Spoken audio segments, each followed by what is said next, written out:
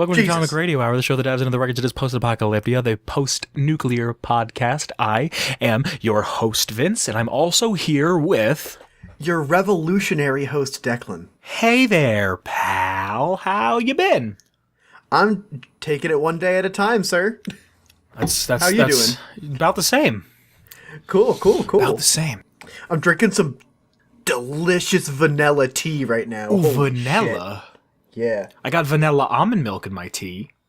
Oh, that's probably giving us similar flavors. We're on the same wavelength here. What, just straight vanilla tea, or...? Yeah, it's a vanilla black tea, but I put a little, drip of vanilla extract in at the end, too. So It's extra sweet. Ooh, damn. You know what I've always wanted to try? What? Brown sugar instead of regular sugar. Brown sugar in tea is fucking lit, dude. Yeah? Yeah. I've never tried it. I didn't think I was Southern enough. No? No, that always struck me as a very Southern thing. I don't know why. Right now I'm using organic cane sugar. Shit's bomb. Ooh, look at you. You vegan too? Ooh, you wish. No, but actually I got an app to start counting my calories because I want to try to be healthier. Oh, yeah? Yeah. So, what app? It's called, LifeSum. Okay. And, you just, search through, different food categories and just, choose what you eat for, breakfast, lunch, dinner, snacks, stuff like that. Are you trying to eat a certain amount? Are you trying to eat less, or...? I'm just trying to eat less than the daily recommended calories and then be a little bit more active. Just, try to be a little healthy. I'm not trying to do, a diet and, life change thing, but I'm just trying to be a better version of current me. If you get a burger, you eat half and you save the other half for tomorrow. No, I'm destroying that burger. I'm just not gonna eat all the fries. Okay. All right, valid. Yeah. See, what I would do if I was you, just friend to friend, say your daily caloric intake is say 2,400. I think mine set it I did a quiz or something. It set it around 23. Yeah, I think mine's about that. 23 and a half.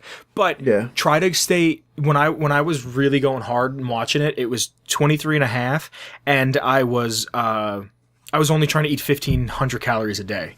That's very little. No, it is. And what I realized is if I intermittent fast and I waited till 5, 6 o'clock to eat, I could probably get it done, and then I would just go to bed. So I didn't have an excuse to eat. See, I'm up for so long doing projects and stuff. I'm up at 8 and I get out of class at 7 sometimes. I feel that. So yeah. I just get anytime I can just shove food in my mouth hole. Sometimes I just need to eat because I've just been in class for hours and hours and hours. I'm just give me something. No, I feel that. I need meat. Yeah, when I was doing the intermittent fasting, if I didn't get home till late and it was 8 o'clock, I would walk in the door, look at everyone, and be leave. I hunger. I hunger for the flesh. I yearn for the dead chicken. But you know who I don't even have a good segue. You want to talk about the lore? I would love to talk about the lore. What do we have cooked up this time? Today's lore, this week's lore, is going to be the Commonwealth Minutemen, protecting the people at a minute's notice. I am very excited for this lore because I'm not sure if you're aware, but there's a certain someone that has to mark something on your map. Yes. Would you like to talk about him quick? I want to talk about his hat. Okay, let's talk about his hat. That is the third best hat in the Fallout franchise. Wait, hold on. Who's the second? Oh, the pre-war bonnet. Valid. Very valid. Yeah. Okay. Lucas Sims' hat is number 1, pre-war bonnet is number 2, and then number 3 is the Minuteman hat. I would go so far to say that it's Lucas Sims' hat in number 1. In number 2 is Lucas Sims' hat. Okay. In number 3 is the pre-war bonnet. And in number 4 is the Commonwealth Minutemen hat. I can get behind that tier list. How do you feel about that? Maybe I'm okay with that. Maybe instead of ranking them by number, we should tier them. Lucas Sims is S+. S+, hat. Yeah. Yeah. The pre-war bonnet is S. Yes, definitely. And the Minuteman is A tier. Okay, then I have a serious question for you. Yeah. The hat that is worn by the kids, the little red baseball cap. Mm-hmm. Where does that place? B, C. Really? I think that shit's iconic. Really? Yeah, dude. That's B tier at best for me. Really, I think it's like a subtle A, just because it's so like 50s. Yeah, it's very like Like, it how plays you to doing, its Jimmy? strengths? I'm doing great, Dad. Yeah, exactly. You want to go toss the baseball? Yeah. When could women vote? What year? I'm bad. Probably, I think it's like 62. Let me check. 1962 or 1862? 19. Are you fucking kidding me? Really? Suffrage. Oh, 1920. I'm a fucking idiot. Because I was going to make a joke about, like, come on, boy, let's go throw the ball around while your mother can't vote. But I didn't know what year it was. Yeah. Jesus Christ. We didn't let women vote till the 20? It's not even 20 what? 1920. Oh my god, it's not even 100 years since women can vote. Yeah. In the U.S. Wait, in the U.S. at least. Yeah, next year will be the 100th anniversary of women's suffrage. Do you think maybe they'll come out with a new woman? No, they're coming out with suffrage too.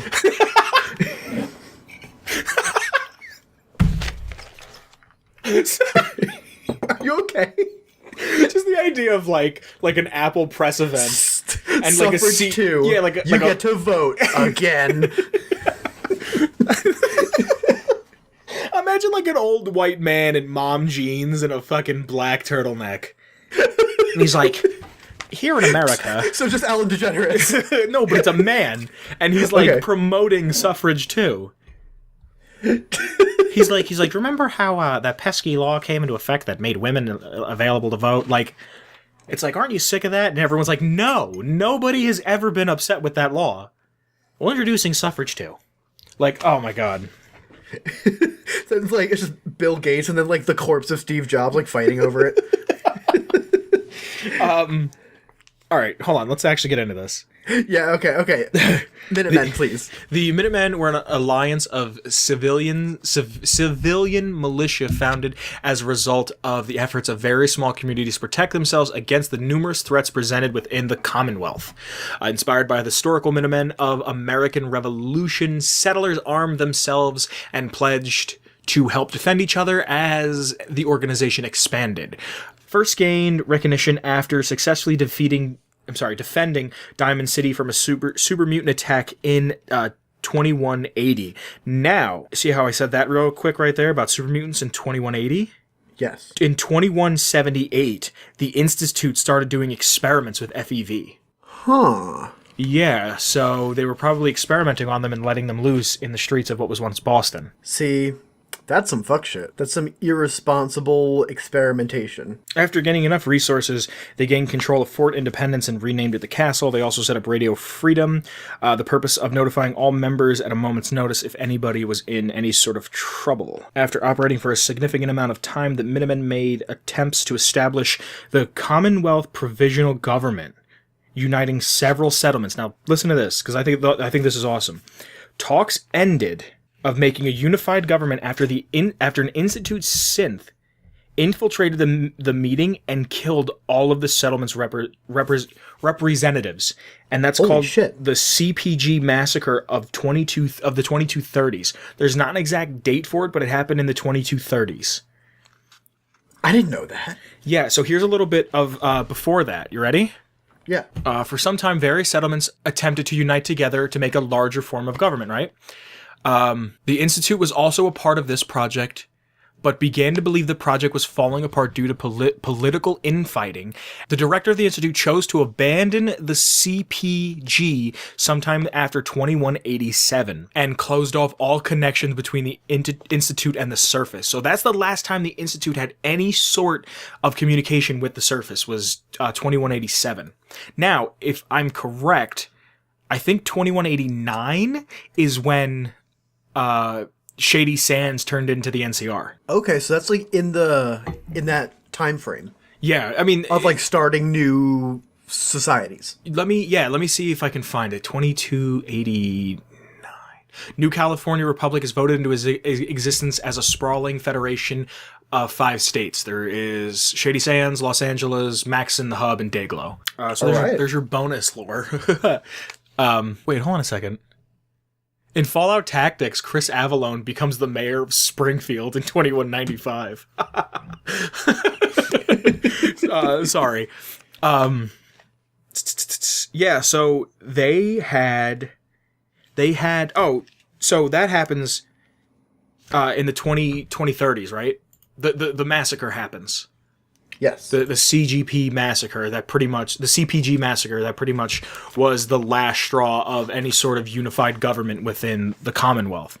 Now, later in later in 2040, which is also the year that Good Neighbor was founded, there was criminals from Diamond City that were exiled from Diamond City. They went and started Good Neighbor. The Minutemen in 2040, the Minutemen were forced to abandon the castle. Mirelurk suddenly attacked the castle looking to nest. General McGann locked himself. I write these and I can't read them. Hold on. General McGann locked himself deep into the armory to find a myriad of defenses with a last-ditch effort to protect the armory from being entered. He effectively doomed himself to die of dehydration because he locked himself in there with a cases of wine. He thought he was going to protect himself because he thought it was super mutants that were attacking, and they thought that they wanted to get to the armory. So he thought... Oh, that makes sense. So he thought, okay, lock it up. I'm going to go in there, and if for some reason they get in, I'm going to be the last thing they see. But he locked himself in there, everybody had to retreat, and then he died of dehydration. That's so tragic. I remember finding him when I liberated the castle. Yeah. And I was like, oh, poor guy. So the Minutemen started to fight more and more within themselves and couldn't find a worthy successor after the last big leader, General Becker. He died, and they really couldn't find anyone to appoint, and it kind of was making it harder and harder to keep everyone together. It was slowly the Minutemen were slowly kind of falling apart, and losing the castle really didn't help, because for a point in time they had something to like kind of revel around, something that they can kind of be proud of and say like, this is like the home base. Yeah. Yeah. And the entire situation came to a head following the Quincy massacre. Many militants disbanded, and some turned to banditry, which I've never heard as a word. Banditry? Yeah. Following the whole ordeal, only remnants of the Minutemen and supporters remain. Preston Garvey is one of them. You find him with Mama Murphy and Sturgis. You find him at the Museum of Freedom. Museum of Freedom. You can find him with Mama Murphy, Sturgis, and everybody. But they really don't really exist as a cohesive group. They kind of exist more of like an idea. I would agree. Especially the way that they're portrayed at that point when you meet them for the first time. Yeah. They're not organized whatsoever. There's really only one person in the Minutemen as far as I'm concerned when you meet Preston, and it's Preston. Yeah. I would say Sturgis is capable. Yeah, but I wouldn't say Sturgis is like... I wouldn't disagree with you, but I'm saying that I think Sturgis is more of like a behind-the-scenes type of guy. Like, I don't think Sturgis would fight, necessarily. Like, Preston would fight. Sturgis would be like, I'll fix that up for you. Like, I'll make a gun. You know Sturgis is a toaster. He is? Yeah. Is that the whole game? Or just after sure. a certain point? Because there's a certain point where... And I don't remember if this is true or not, but I remember hearing there's a certain point that if you go and you kill NPCs, they'll have synth components on them. Yes. But I don't remember... They are toasters. Yes, but I remember being told that there's at one point you can shoot one of them and they don't have a synth component on them. And then if you shoot them later game, they'll have synth components. Like the Institute is replacing people with synths. Like they've been doppelganged. Yeah. That just sounds like it's... Like doppelgang banged. Yeah. Alright, maybe... no, I'm going to leave yucky. it in. Okay, that's a yucky word. We're not going to use that one anymore. So I think we should talk about the Quincy Massacre, because that's kind of where everything stopped. Yes. I want to talk about Quincy because that's like my favorite like honorary settlement. Really? I love Quincy. I actually got a mod to make Quincy a settlement. Really? Yeah, because I fucking love the design of Quincy. It's so cool. Well, in 2287, Mama Murphy had a vision about Quincy being attacked by gunners. I don't fucking understand why that exists. Why does Mama Murphy just have the vision? The sight. Like, there's no... Like, I get that... I guess technically with Dunwich, ghosts technically exist within the Fallout lore, but nobody has magical powers, and she just... Like, it's one thing if they would have played it off as, like, intuition, like, I have a feeling that something is going to happen here. Or, like, oh, I feel a storm a brewing to the south, boy. But it's more like, oh, I see it. Yeah, they're all there. There's 43 of them. The one guy's got stubble. He hasn't shaved in 4 days, and his butt cheeks are a little itchy. Like... The clap of his ass is going to make him real easy to find. I just didn't get it. I don't know. I mean, yeah. I mean, I guess it could make sense that, like, radiation... How? I don't know. If they would have played it like, I don't know. I really don't see any logical way to... If a radioactive bug can make Spider-Man exist, enough of microwaving an old woman could make her psychic. I guess. I mean, I do have to display my... what is it called? Disbelief... Fucking help me. Public school. Suspend your disbelief. Thank you. Yeah, I can suspend my disbelief for a little bit, but, like, there's a certain point where I'm like, but whatever. The Minutemen were able to fend off most of a large number of the gunners. They retreated. Most of the Minutemen could hold them back, but the gunners took a vantage point from the overpass that is above Quincy and turned the entire thing into a shooting gallery, waiting for the cover of darkness. Out of the entire brigade of the remaining Minutemen and some volunteers, only 20 people total got out. Preston Garvey being the only soldier of the Minutemen, I think, except for the woman who you find later on. Yeah. I can't think of her name. Hold on a second. I can't either. Ronnie Shaw? That sounds familiar. Yeah, Ronnie Shaw. Ronnie Shaw shows up, and Preston gets out, and then 19 other people. Everybody else ran to Jamaica Plain. What? You said Jamaica Plain. Yeah, it's not Jamaica Festive. It's not Jamaica's a special edition. It's just Jamaica Plain. I was trying to make that into a joke, a did you make a joke, but I just couldn't do it in Did you make the a right plane? amount of time. I don't know. Did you make a plane? They can't even make a car. They made a vertibird. They did. Is that like canon that the Brotherhood is making vertibirds? I don't know. I think it is because I've killed a lot of them. Like, just like.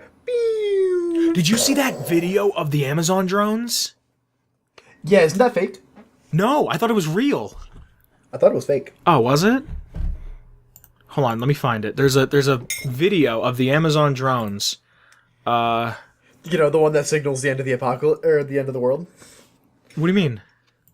Like that shit's just like apocalyptic as fuck. Oh, it's so dystopian. Yeah. Like that's how we live in a society. I'm trying to find it. I think I retweeted it. I don't think I did. Alright, never mind. Whatever. But it's a video, and I forget who did it, and I feel bad that I don't know who did it, but somebody made it where it's the drone, and it's like, attention citizens of the Commonwealth. And the drones are flying out of it like vertibirds. That's funny. So, how do you feel about the Minutemen? What do you want to say? You want to say anything about the Minutemen? I like the Minutemen. They're alright. They mean well. They're kind of like in shambles when you meet them as the player. Yeah. But I could see how they would have been a really positive force for the Wasteland. Yeah, I agree with you. Especially early on and kind of establishing like a network of helping people. They have the same... They occupy the same, like... I admire them the same way that I admire the Responders from 76. Okay. As in, they had a really good goal, but just like... Shit got way out of hand. Yeah.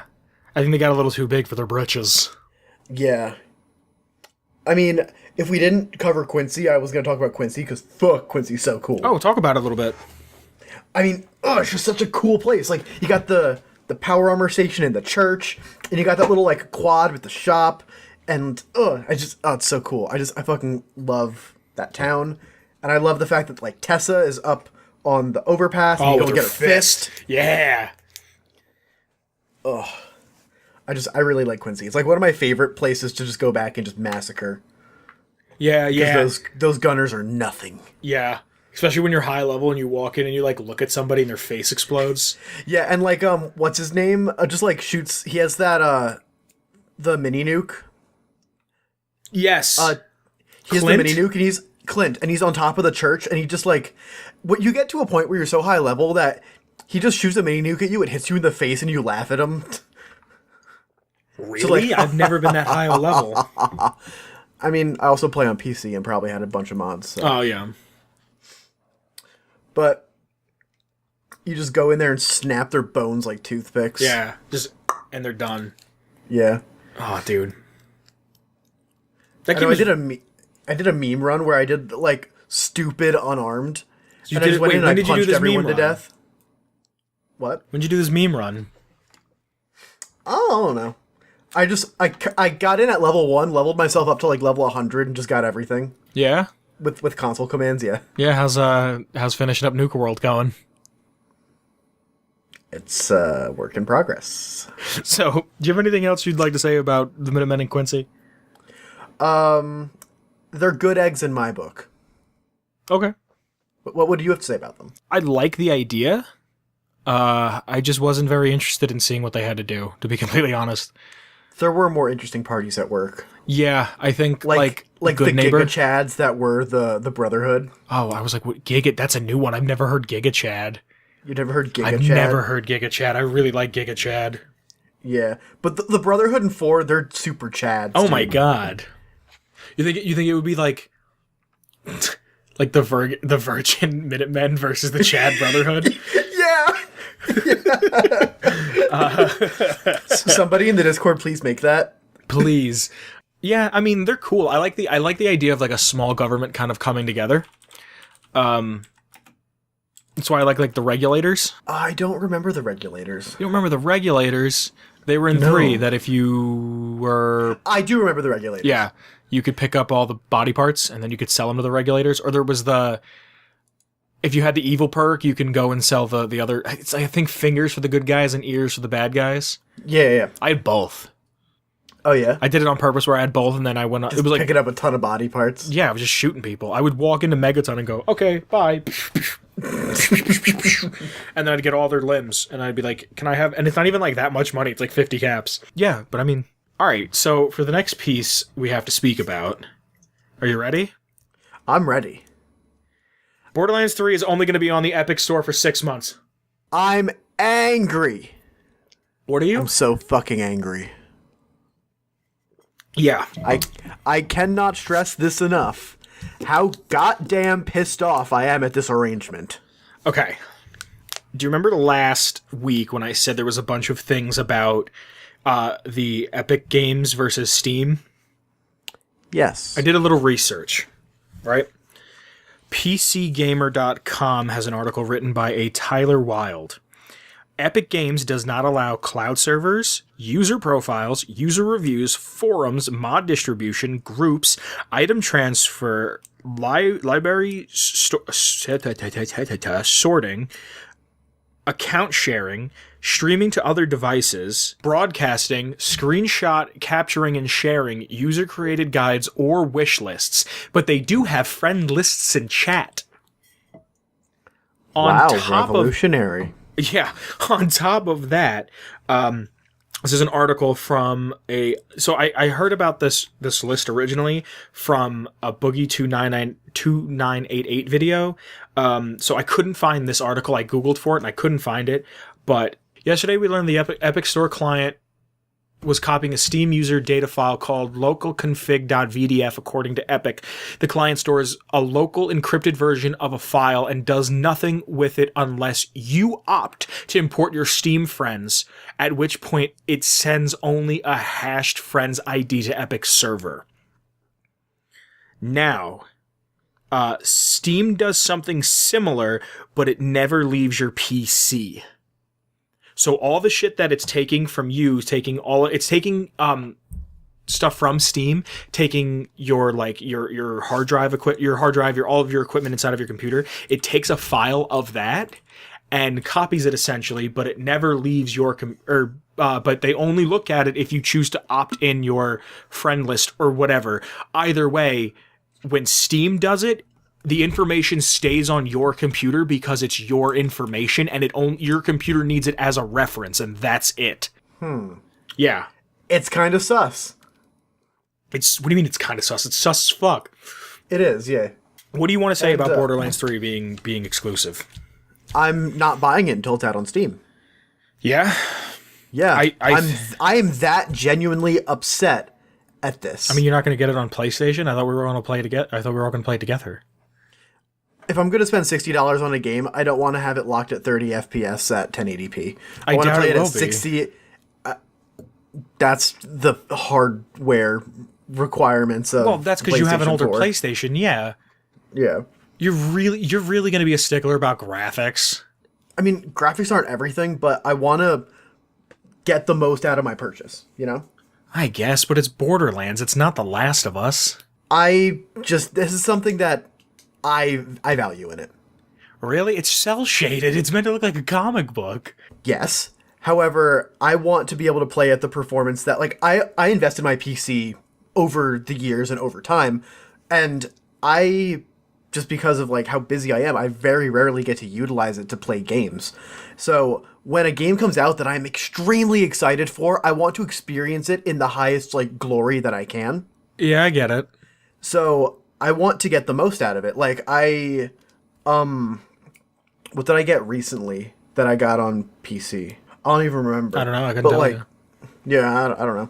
But I'm just so disappointed that a game that I've been waiting for years, because, like, I love Borderlands. Yeah. I am basically being gated by some publisher that's like, yeah, we're going to do some stupid deal that's just going to be super inconvenient. Yep. And they're going to chalk it up to this, like, oh, it's for competition in the industry. And, like, competition in the industry is good. Having monopolies is generally bad. Yeah. Okay, good. I'm happy you said that because it's finished, but that's going to lead into my next point. Monopolies are bad. But at the same time, you shouldn't... If you're going to release on multiple platforms, release at the same time, you fucking numbskulls. Let me ask you a question. Yeah. This is the next point I wanted to bring up. We're actually getting into it a little early. Why did you buy an Xbox? Why did you buy a PlayStation? Why did you buy anything Nintendo? Why did I buy anything Nintendo? Like, why do you buy anything? Why do you buy a PlayStation? Why did you buy your PlayStation? Why did I buy my PlayStation? Someone on campus was selling it at half the price that our PlayStation was going for at the time. Mm-hmm. It was an easy, like, stream box. It came with Mortal Kombat, and I wanted to play a couple of the exclusives. So I wanted to play Last which of Us. ones? I wanted to play Last of Us. I wanted to play... At the time, Okami wasn't on PC, and I wanted to have the best version of Okami at the time. Okay. Honestly, it just boils down to exclusives. Thank you. Why would you take this game that was going to be for everybody and buy an exclusive? Why not make an Epic Store exclusive? Why not take the same money of buying the rights to Borderlands 3 to make Borderlands 3 only on Epic for 6 months? Why not just say, hey, let's just say it was $50 million for the deal, right? Yeah, whatever arbitrary number, doesn't matter. Yeah. Let's take, instead of taking $50 million to just buy the rights to something for 6 months exclusively, let's just take that $50 million and make a baller ass game. Like, let's make a really fucking good game. And this game is going to be baller. But that's not what I'm saying, is that that's not the point. That's not the point. Like, you know why people bought Xboxes? For Halo. Exactly. You know why people bought PlayStations? For God of War. Yeah, a bunch. Well, I mean, I think Xbox other games. Xbox right now has no exclusives. They just came out with Crackdown 2, and that's a game that they've been teasing for years, and it's apparently not good. Apparently it's mediocre. I don't have a one, so I couldn't tell you.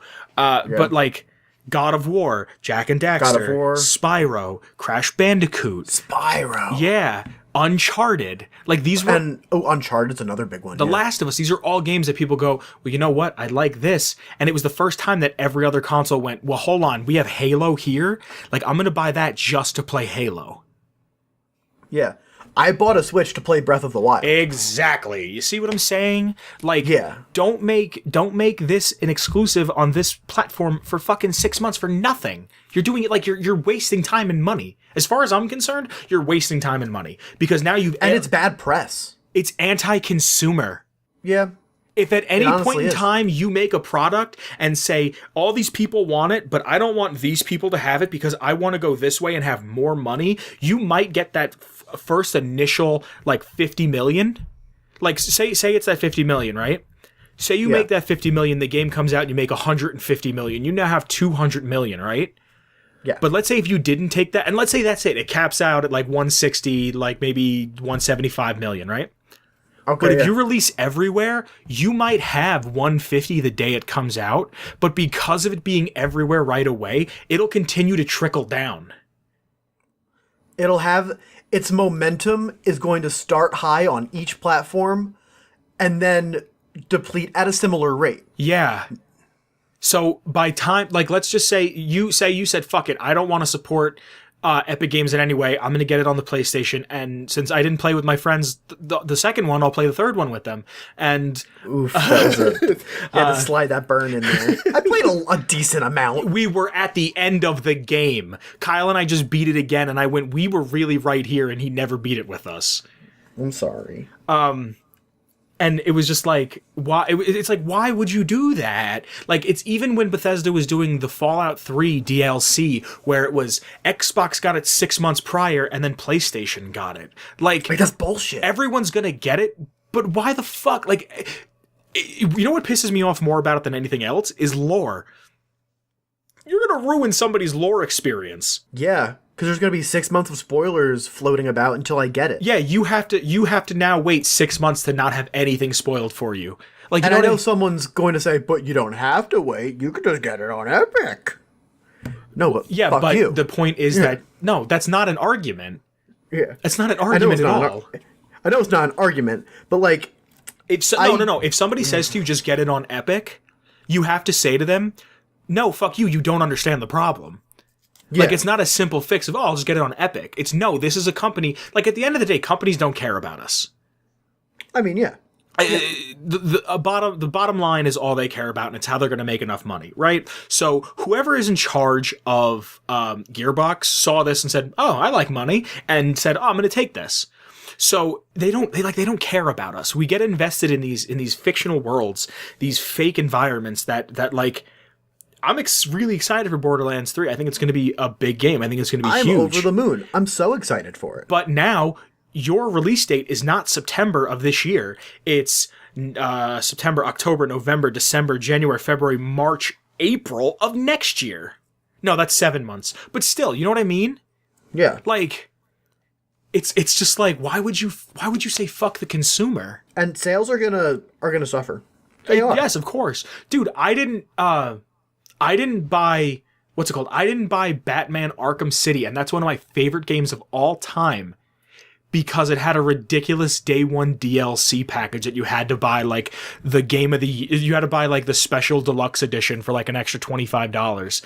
And it didn't come with any other, like, DLC shit, so I just said, okay, I'll wait for the Game of the Year thing. And, like, the Game of the Year comes out, and it's, like, a $40 or $30 game, and you lost out on an initial sale of $60 when you could have had more money. You know what I mean? Like, yeah. I get that it's a company and companies do not give a fuck about you or me, but at the same time, we do need to realize who we're pointing the pitchforks at, because this, for the most part, was not the everyday developer. This is Take-Two Interactive, I think. Yeah. They're the publisher. yeah. Take-Two's the one that's like, hello, I like money. No, I understand that, but it's like, I don't know. It's just, do you see what I say when I say that I feel like I'm being taken advantage of whenever a new game comes out? Yes. Like, this is the shit, like, how you just said, if I'm going to spend $60 on a game, I want to play it at the best optical whatever the fuck. That's how I feel about a lot of games that come out. I don't want to spend $60 on the game because I know it's not going to be good. I know this game's going to be good. You think so? Yeah. I kind of have my reservations about it because it's being so overly hyped, but I still look forward to it. Like, I'm going to buy it the day it comes out. But, like, you know how I felt about Red Dead 2. You were very excited for it. And then it came out, and it kind of spit in the face of Red Dead 1 fans, in my opinion. Yeah, we've talked about it at length. No, yeah, but do you understand what I'm saying? Like... Yeah. It should be judged on its own. We should try not to hype it super duper. No, I'm just so pissed. I know, it's so fucking bothersome, because this was going to be like... But to make up for it, they were talking about cross-platform. Who the fuck cares about cross-platform when half of the fucking PC users can't even use it? Like, let me ask you a serious question. Do you think this is going to make the pirating of this game skyrocket? Oh, hell yeah. Yeah, why would you do this to yourself? Yeah. Like, you're just setting yourself up for just bad times. Do you want to say anything final on how much of fucking an awful idea this is? No, but I'm sure I'm gonna bitch about it for, like, weeks and months. So, like, Yeah. you haven't heard the last of me. That's why I'm telling you, you should just get it for PlayStation and play with us, so you have a chance to do it and buy it again. You know what I'm probably gonna do? I'll probably do that, and then when it comes out on PC, I'll play it again. Yeah. Because it's gonna be a good game. I bought Borderlands on multiple consoles. Yeah, exactly. You know what I mean? Like, if it's a game, and especially like if you buy it for the PlayStation and it turns out to be not that great, you can just wait till it becomes Steam sailed. Yeah, and get it for like $30. Yeah, and you could just sell it to somebody that you know, like, here, give me like $25 for it. Like, you don't make your money back, but at least you don't have it anymore. Yeah. But there's something that I want to read quick. And I think you know about this. There was a leak. I know about this. There's an anonymous leaked message that came from apparently somebody who works. The title is "I work at Gamebox. Time to spill the beans because we're not allowed to on Twitter." I don't know. Or Gearbox. I'm sorry. You said Gamebox. I'm sorry, Gearbox. Yep. Public school. Yep. So I'm just going to read this. I don't know who to credit it to, and I don't know who it's from because it was sent to me. Anon. Yeah. So Annan says, "Oh shit, my garbage can fell. Hold on a second." Okay.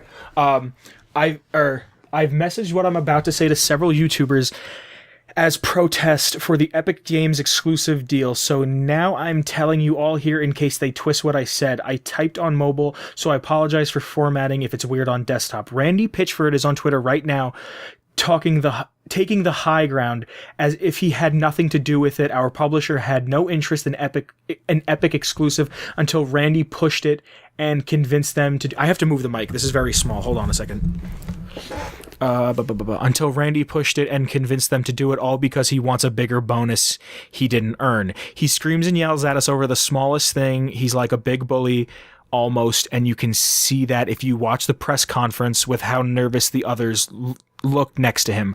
Borderlands 3 by Randy's choice is pushing online multiplayer hardcore over the story. We legitimately have a 15-hour campaign done and ready to go, but we're being forced to make at least 50 hours of online stuff for launch. Everything you loved about Borderlands 1 and 2 is non-existent in 3. After the Epic's game exclusive was confirmed inside the studio, we were told we're not allowed to talk about the issues of the platform on our personal Twitters or anything. So where does this lead us? A rebellion. We've stolen a build of the game and we'll be uploading it to the Pirate Bay so you can play the story in 4 weeks if our demands are not met. We want no Epic exclusive. We want better working conditions. We want to work 40 hours a week maximum, as we've been forced to do 50 plus because of online. We want Randy to stop being a tyrant and take anger management. We want Gearbox 2009 again, and not this malicious working environment we've become. That's like super sad. This is all speculation. This could just be hearsay, somebody. yeah. It could just be somebody trying to start some shit.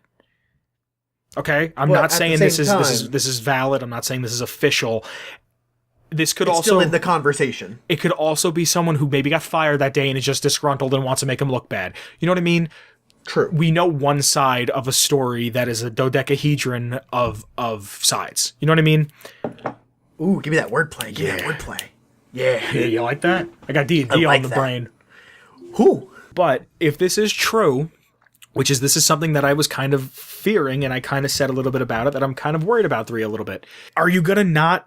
Like, I love the writing of Borderlands. Like, I like how it's... The writing style is iconic. It's funny. It's engaging. And I'm I have high hopes, and I really want it to be successful, and I hope that this is just some bullshit. But I am on my toes. I don't know. It's sad. Honestly, if it gets leaked on Pirates Bay in 4 weeks or whatever, whenever Then that's valid. is posted, then their threat was serious, Yeah. and I'm probably gonna get it. Really? No, I'm a good boy. I don't pirate games. Yeah. I don't like the game industry right now, but I would never pirate a game because I know people worked on it.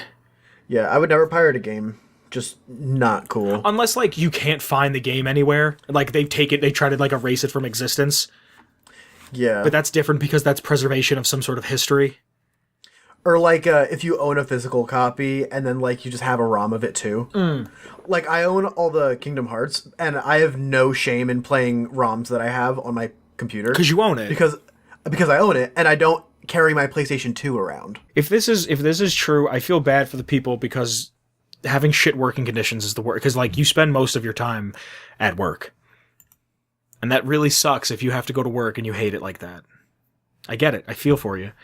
It's just You should be working in a place that like fosters positive growth Yeah. and like not shitty work practices. Like you should want to work 50 hours. I think at whatever you're doing, you should want to work 50, 60 hours a week. yeah, your job should inspire you. Yeah. Or at the very least be something that you enjoy doing to some degree. Yeah.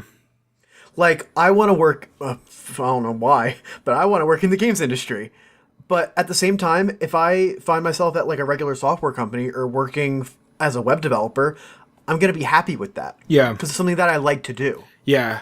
I mean, shoot for the stars, but don't Shoot for the stars, but yeah, like, if you land on the moon, that's fine too. Yeah, like don't be upset if you don't get exactly what you wanted.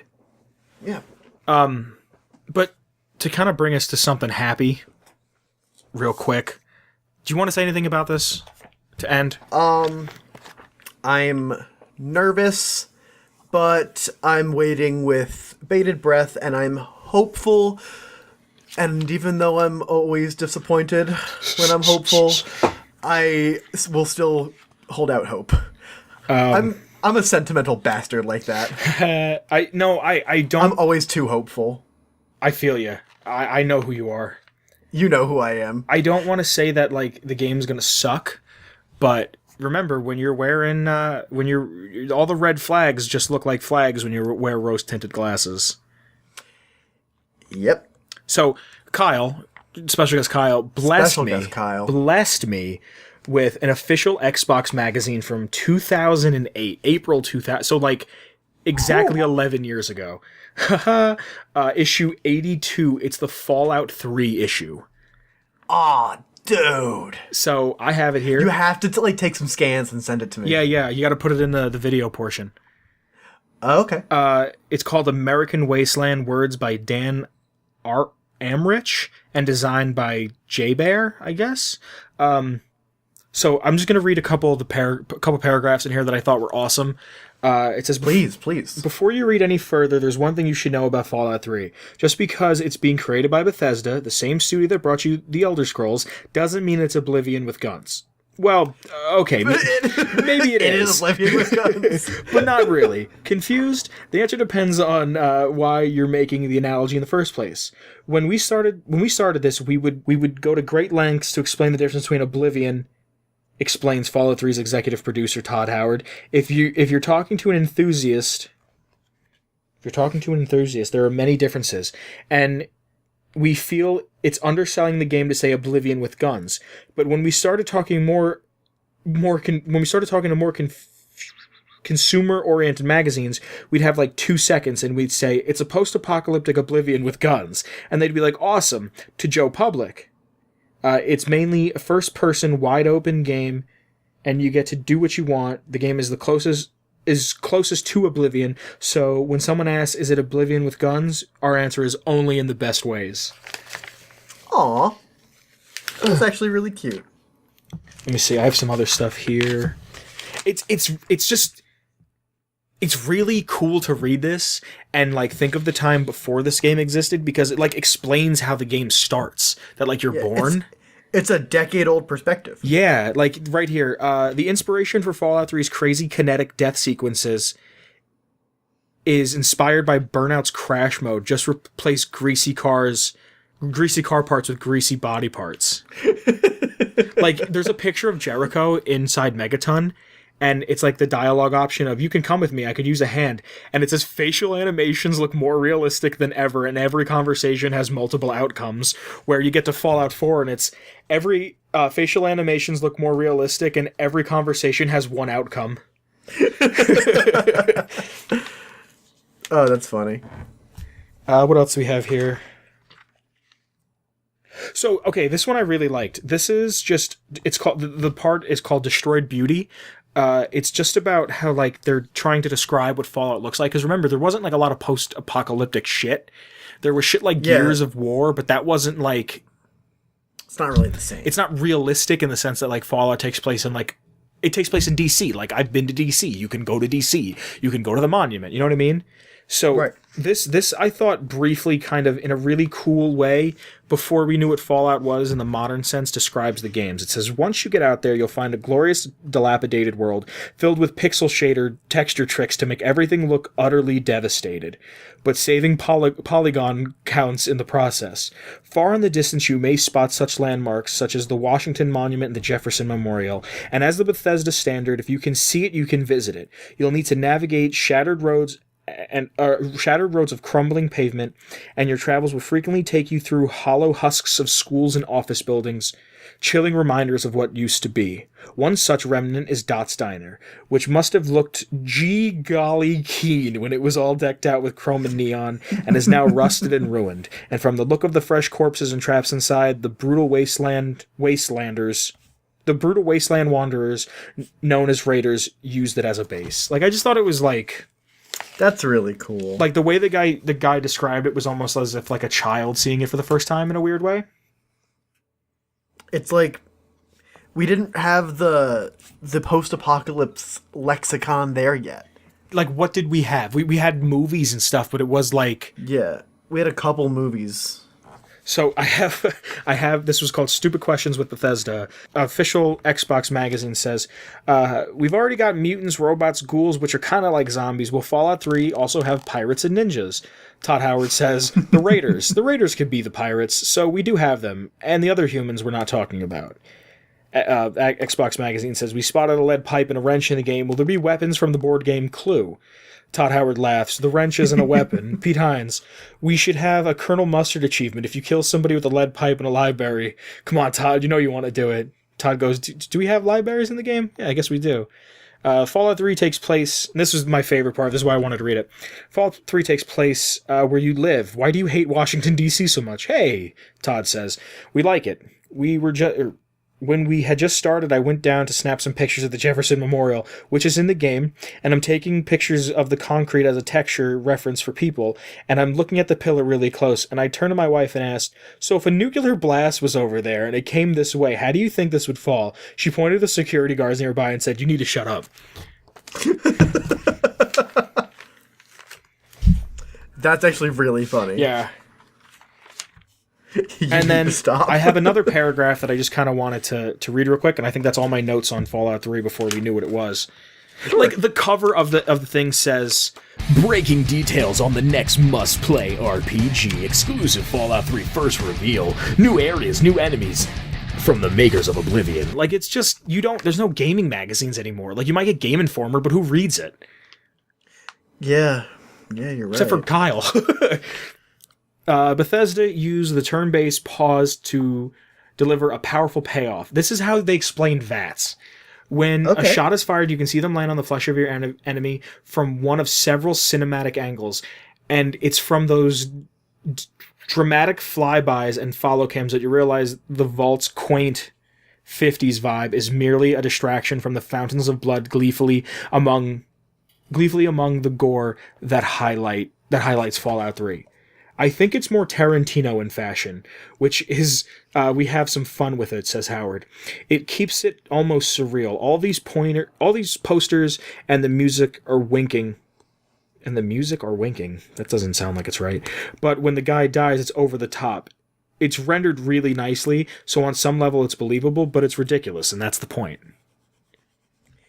You know what? Fallout at its heart is kind of ridiculous. Oh, the whole point. Yeah, fucking vaults that people live in? Yeah, it is campy. But that's just all I wanted to read. It warmed my heart when I read it. Yeah, it's kind of like a blast to the past. I really liked that. But let's talk about fucking 2008 real quick. Hold on. In here, coming to the Xbox Marketplace, is motherfucking Street Fighter 2 Turbo HD Remix. So Again? The 49th edition of Street Fighter 2 coming, like, and they have like a little thing, because remember the Xbox Arcade was huge? Yeah. And it says hype level 3 out of 4 quarters. And then another thing, which I thought was fucking fascinating. Listen to how great of a year 2008 was. Castle Crashers. Yo, It's been Castle Crashers? It's been long awaited for Castle Crashers, a game we first played at 2006 Comic-Con, and it's to be determined 2008 release date. 3.5 quarters out of 4 on the hype level. Like, I remember playing this shit. You bought me Castle Crashers for Christmas one year. Yeah, Castle Crashers is actually getting an HD update, I think. Son, not to cut you off about Castle Crashers, there's a fucking advertisement for Halo 3. Holy shit, really? Yeah, like, I'm gonna send you a couple pictures so you can put it in the video, but like, on the YouTube, there's a link in the description to the YouTube. If you're not already there, just go to youtube.com/atomicradar. But dude, fucking here. This is how much of a prime year 2008 was for video games. Are you ready? I'm ready. Now, I don't know. I don't think these are when the games were coming out, but these are some of the games that were out. You ready? Rock Band, Rainbow Six Vegas 2, Crackdown 1, Burnout Paradise, Halo 3, The Club, Undertow, The Club Again. Hold on. Lost Planet, Call of Duty 4, Skate 1. Oh, Skate 1. Fuck yeah, dude. Forza Motorsport. I'm not a racing guy, but people love that game. Def Jam Icon. Beautiful Katamari. Bomberman Live. Tony Hawk's Proving Ground. Fear. Motherfucking GTA 4 launched April 29, 2008. Medal of Honor. Like NBA, like MLB 2K8. Like 2008, dude, was such a fucking year. What a year, Like, dude. Fallout 3 came out in October. Like, we'll never get another year like 2008. Dude, Bully Scholarship Edition was coming to the Xbox. Bully is one of my favorite goddamn games. Oh my god, I think that came out in like 2006. There's a LifeLock. Remember LifeLock? The guy advertises right here. My social security number is 54575555462. The guy, remember that? Remember those commercials? The guy who owned LifeLock, he put his, I'm only saying it because he put it out there. He put his social security number on the side of trucks, and he's like, I've never been once stolen from. Yeah. That sounds dangerous. I wonder whatever happened to him. I'm trying to see if there's any other notes I had. Just, dude, fucking what a year. What a fucking year. What a goddamn year. Like, Mafia 2. I don't think came out in 2008, but like... It was in that same era. Yeah. I think when did Borderlands 1 come out? 2009. It's same era. Yeah, dude, the back of here, I love this. The Ultimate Gamers and Geeks Sweepstakes presented by Xbox Official Magazine. Now's your chance to win a Toshiba 40-inch HD TV plus a Xbox 360 Elite console and gaming package, or $3,000. Your grand prize, your choice of a 40-inch TV with a fucking... Okay, so you got an Xbox Elite, right? Yes. If that was the grand prize, if you came in first place, you got a Halo 3 console and headset plus a year of Xbox Live Gold, and second prize was Guitar Hero 3 with the guitar. Dude, Guitar Hero 3 is one of my favorite games. Oh, and then fucking Guitar third Hero. prize is a free year, a full 1 year subscription to Xbox Magazine. I guess it's okay.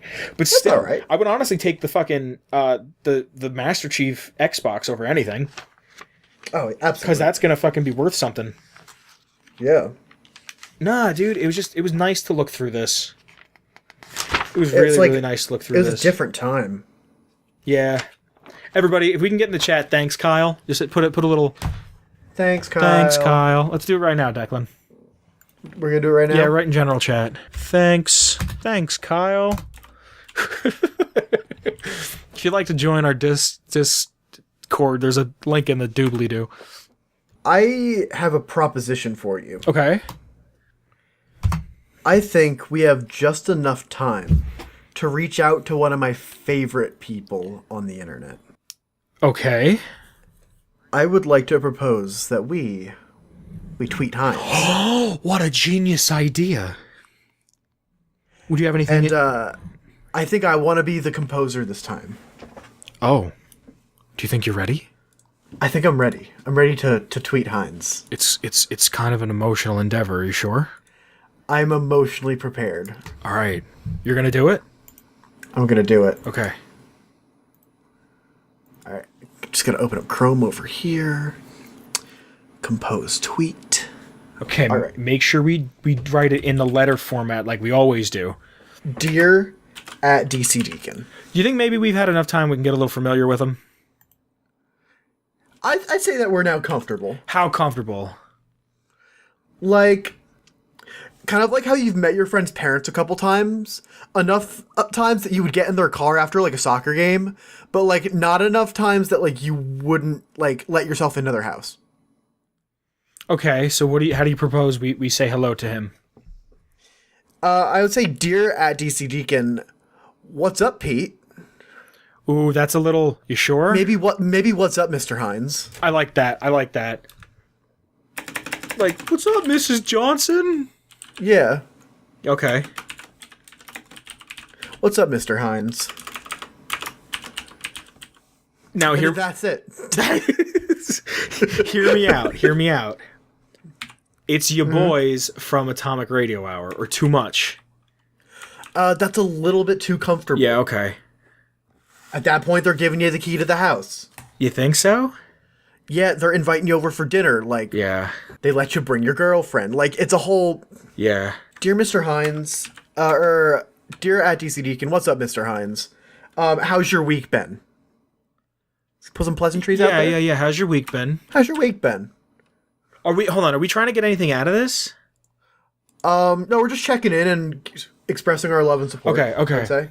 The guys over at Atomic Radio Hour just wanted to express our appreciation for you. Okay. Hold on, I think that's a little too third-person-y. Okay. How about we here at Atomic Radio Hour?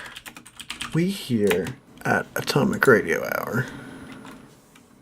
We here at Atomic Radio Hour just wanted to express our love and support. Mm-hmm. Our love and support for you. What else do we have to offer, Mr. Pete? I don't know. Part of me wants to get sensual. Let's wait for, like, the fourth date. I know, but I don't mean sensual in the sense of, like, I want to, like, be rough. I just want to let him know how appreciated he is. How about we offer some service? If you need us for anything, just let us know. Yeah. Just let us know. Or don't hesitate to reach out. Yes. Imagine he gets back to us, he's like, look, I'm going to be really busy. Can you pick up my kids? Have a wonderful week. Okay. Do you want to sign it there? Just like love Atomic Radio Hour? Are we going to do love? Oh yeah, at this point we love. But does he love us?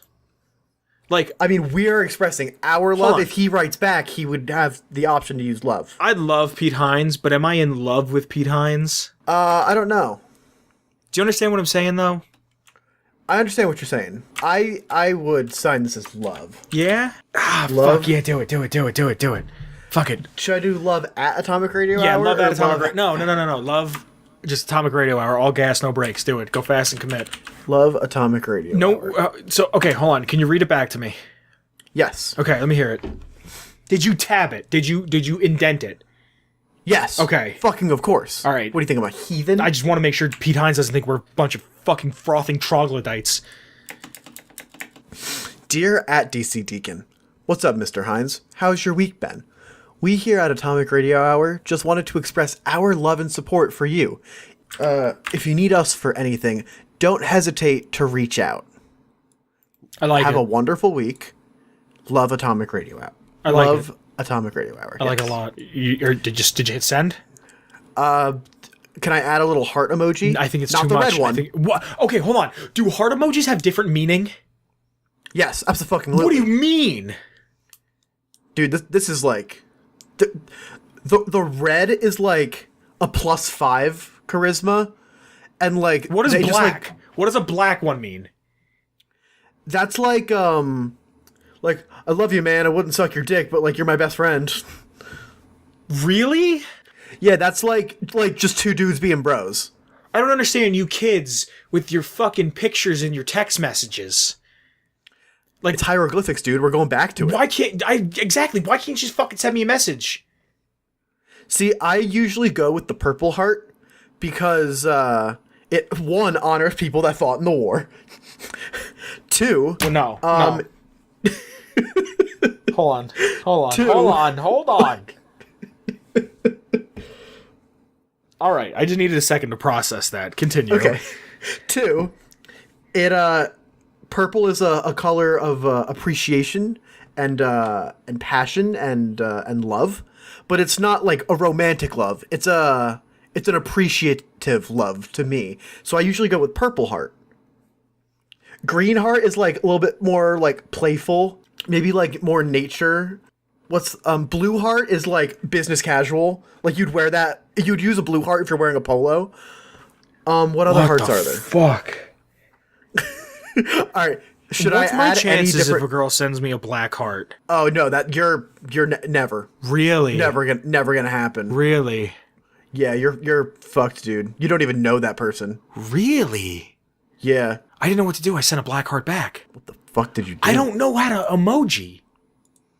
It doesn't make sense to me. I'm an adult. I don't need a fucking coloring book to tell you to meet me at the park for 2. Like, All right, I'm gonna send this. oh, you didn't send it? I thought you sent it. No, and post. All right, let's see it. Let's see it. I did go a little bit rogue. You son of a bitch. I did add the blue You heart. son of a bitch. Why? I had to do it. Why did It you? felt right. It felt right. The blue heart felt right. You know what else feels right? Oh, I do know what feels right. Let me know. Oh, it's Feather Duster by Shane Ivers. Damn, you're right. It does feel right. Doesn't it? Ooh, that Shane Ivers. If you want to get our wonderful theme music made by Shane Ivers, you can get it at www.silvermansounds.com/free music/featherduster. Vince, we love that Shane Ivers, but where can the people at home find our lovely show? If you want to find our lovely show and you'd like to find the tweet that we had just sent out, you can head over to Twitter and you can find us there at Atomic Radio Hour. All one word. But what about you, friend? What if they wanted to find yourself? If you wanted to find me, you can find me on Twitter at Declan_Bean. I've got a wonderful profile picture that you can bask in its wonderful glory. But where can they find you? If you'd like to find me, you can find me on Twitter at, all capitals, _Buggins, and my picture is of me on my, 4th or 5th birthday. Oh, cool. Yeah. If you're watching us on YouTube, I thank you wholeheartedly. Thank you so much.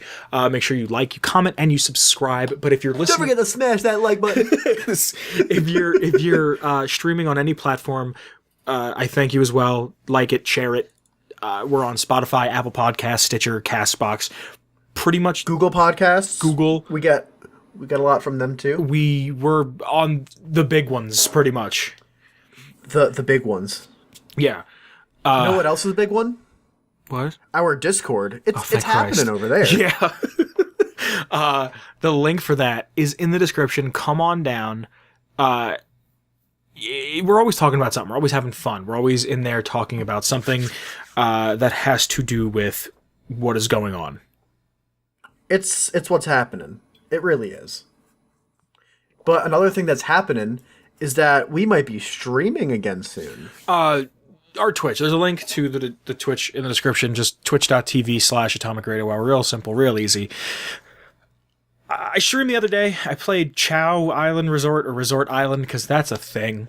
I played a lot of Sonic Adventure Battle 2, Sonic and Knuckles as a kid, and I just wanted to relive the Chows. So I downloaded that. We played for a little bit. It was fun. I don't know if we'll go back to it. We had a Chow named Frank. And then it was Chow Frank, and then it was his brother, Nafok, which is just Chow Frank backwards. And then I got added a bunch. Yeah. Because I wasn't there. And then, like, we were raising Chow Frank, so it was super inclusive, so the Italians showed up. It just sounded like we were saying hello to Frank. So Chow Frank. Yeah. Chow Frank, we were making him the fastest Chow imaginable so he could always outrun the debt collector. But then we were going to make Nafok, Chow Frank was a piece of shit. He was the debt collector. No, he was going to be... Chow Frank was going to be a piece of shit, and it was going to be that he was like... He became like a good Chow. Like when they evolve, they become like a hero Chow or a demon Chow.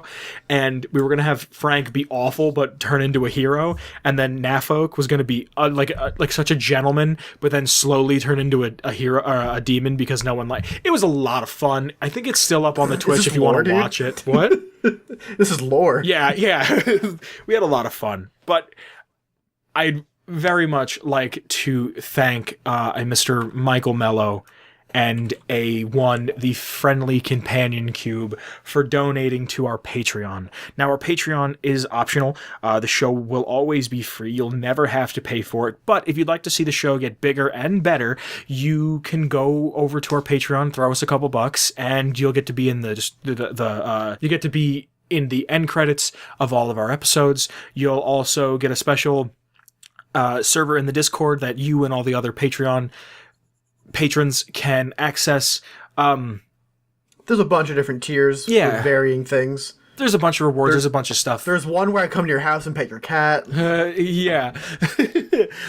It's just like I said, it's not mandatory, but if you did donate, we'd appreciate it very much. I think other than that, I think we're ready for our original content. Grand. What'd you do this week? That's a great question that I was asking you. All right, well, let's get into it. All right.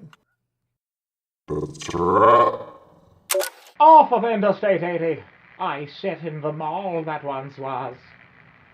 I, the keeper of the pants. Brown pants, black pants, white. Some of them made out of dungaree. Some of them are fine, fine linen. As protector of the pants, nobody shall come between me and the pantaloons.